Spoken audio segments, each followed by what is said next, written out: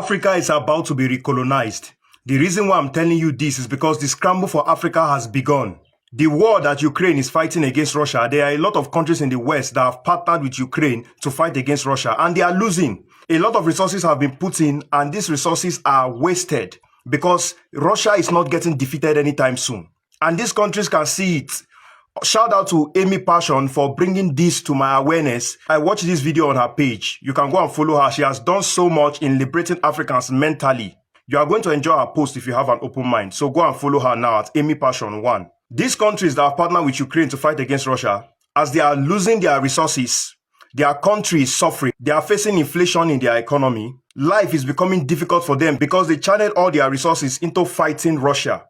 Where do you think they are going to restock those resources from? Where do you think they are going to get those resources from, if not Africa? This is exactly what happened in history. History is repeating itself, and Africans are not